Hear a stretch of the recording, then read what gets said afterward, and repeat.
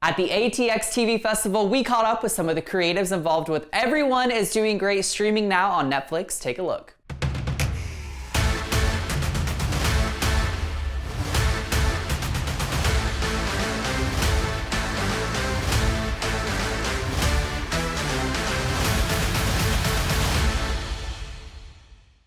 With Everyone is Doing Great, you're an executive producer, you direct, and you've also starred a little bit in some of the episodes. So what drew you into this project initially? Because you've worked on a lot bigger shows per se, right? With the big studios and the streamers. So what drew you into this special indie project? So I choose my shows, like what I'm going to work on based on the people. Obviously, the product has to be amazing, the script has to be amazing, but really you're working with this team of people for like an incredibly long period of time.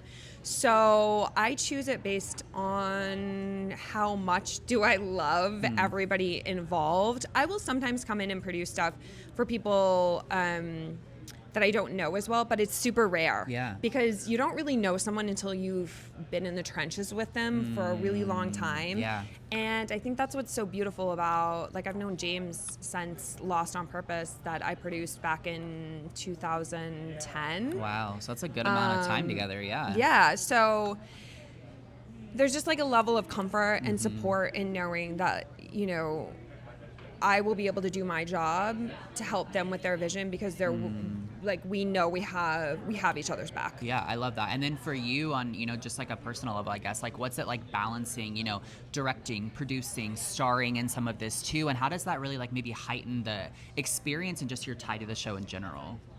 I mean, I think the opportunity to step into different roles is something that is really cherished by our team. Like season one of our producers, now producers, didn't start as a producer, and he was so instrumental, Stu Lafferty, to the project that I was like, he needs to be a producer with us. Like, he's so good on set. I need him to run set so I can focus on a lot of other aspects of it. But I think it's just like many hats, the ability to not do just one thing is a blessing and a curse. But I like having my hands in a lot of different things because I think where creatives get stuck sometimes is as a director, if you don't know a budget, if you don't know how to work a schedule, you are contingent on somebody else's idea for what you can do and what you can achieve. But I speak both languages, so I can look at that and go, okay, we need this on that day. We don't have the budget, but here's a new idea. I can problem solve that in a way that like some director friends of mine don't want to even explore that, so then their hands are tied. And I think there is a power in like the more you know, the more you can empower yourself to do, the more fun it can be. Yeah, I love that. It's like being bilingual in the TV language or TV sphere is like such an asset that you have, which I think is really cool. Yeah, I love that. Okay, so something that's really stuck with me the last 24 hours is yesterday at the panel here at ATX TV Festival, you said something along the lines of working on TV sets is more fun than going to the bar, which I just thought was incredible. So I'm curious for you, would you say that being on set is like a safe space for you? And to further that, what does just like TV mean to you in general?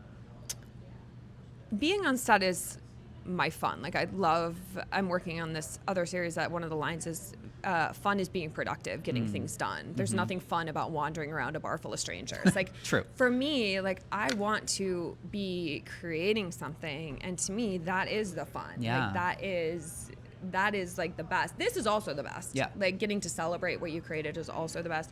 What I love about TV is I was not allowed to watch TV growing up, but I did watch. Yeah, I came from a very strict background. The theater. I lived in the land of the theater. I was the best theater in the world. They would take me to, but I was not allowed to watch TV, which is funny because now I work in film and TV. Yeah. My own rebellion. Yeah. But I did sneak off and watch Saved by the Bell, and I just really liked the fact that you could create a world of imaginary things. And as I got older, I'm like, oh, this isn't actually how life goes. Like my prom looks nothing like that. But I was like, I want it to. And I think that's why I like creating worlds and living in the land of the pretend, because I get bored and I don't want to work a normal job. Like I want to create experiences that people can dive into to like give them an adventure when they're on a car trip or if they're going through a hard time or they're like, I want to be that braincation that they need at moments in their life that maybe are hard and boring. Yeah. So you have obviously worked on a lot of different sets, a lot of different shows. How do you feel impacted by these stories that you're able to kind of help bring to life on screen?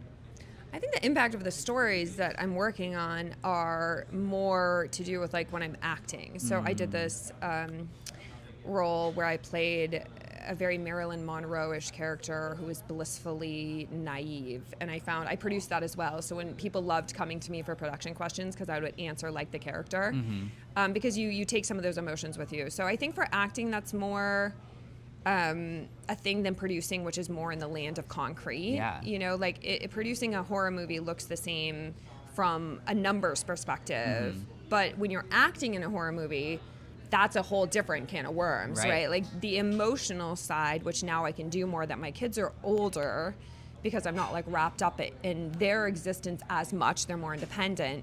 But I found as a mom, like I struggled to be an actress and have young kids versus I could have young kids and produce, because I can worry about numerous things at the same time. But yeah, different. I personally like Everyone's Doing Great is light, it's an escape, it's easy to watch, it's something that you can put on after work and like take a load off and just enjoy, and I like that kind of content. I don't like living in the land of fear and violence and scary stuff. Sure. Although I do like a good thriller, like White Lotus. Like I like a good thriller mashup of like social commentary thrillerness. Yeah, very good. What I think is really powerful is how you talked about how you love working in like a creative space and you couldn't see yourself in a normal job, and it's just like a special thing to have. And so, you know, I feel like there's so many people out there that want to make the jump to do what they love and they're passionate about and do something creative, but they're like so scared to make that leap, so they stay in these very kind of standardized jobs, right? What advice would you have for those people to go for what they want instead of being held back by, you know, family or what's in their head or societal norms or whatever that may be?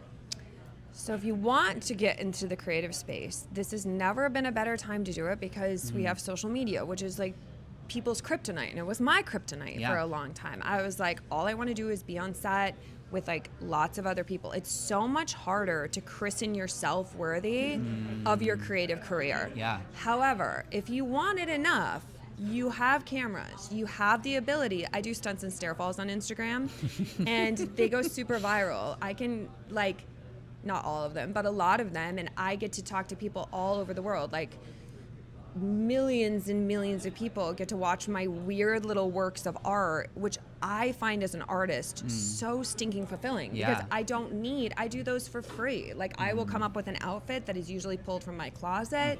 I get to go do sometimes a dance, sometimes a stunt, and then I get to use my imagination and come with like, what's the story? What are the words? What is like the emotion of the piece? So for me, that was my little battle cry to myself, to give myself permission to be a performer again, because I lived in the land of producing for a really long time, and I've just been so empowered by it. But sometimes what stops people from actually wanting to take the leap is that you're looking for permission for someone else to christen you worthy of your creativity, and you're the one who needs to christen yourself, which is the stinking hardest. Yes, yeah, but it's so real and it's so powerful, like I said, and I think that's the biggest thing I'm going to take away from our conversation today, is that you have to give the permission to yourself to just do it. You can't wait around for other people to open up that door for you. And at first, like when I did my first stair fall, it came from this meditation that I was doing, or I would have never thought to do it. I hadn't done a stunt in years. Yeah. And it went super, super viral. And then I was like, let's double down. Let's double down on whatever this is. Let's listen to the universe more than I speak to it. And I just trusted the fall. I think we overanalyze and we think too much. I mean, I do too. I have a whole podcast that I spin called Glitter Mouth by Michelle Lang. If you want to listen to someone spin about creativity, truly, it's like me, it's all my demons, like all the things that I don't say in this press interview. It's like me curled up in bed with the PDDs, which are the post-dinner doubts, like agonizing about how to be a creative. Like that's the whole thing. And it looks like on the outside very fancy and we're doing this thing, but the struggle is the same. And you can start the struggle today if you'd like to struggle. But it's really not. Like the struggle is that it's not. It doesn't have to be. Like, you can free yourself to create on social media. You're not gonna, you will get the success when you are ready for that success to happen. And people, I know when I first started posting, my first thing didn't go viral, and I'm like, I'm a failure. No one loves me. I'm just not meant to be. But it's not true. I had to struggle with it for a year and some. Yeah. A lot of fails until I just got the vision from the universe. Meditate more, I guess. That's my final answer. Well, I think that's a great way for us to wrap this up. Michelle, thank you so much. You're so welcome. You can stream season 1 and 2 of Everyone is Doing Great now on Netflix.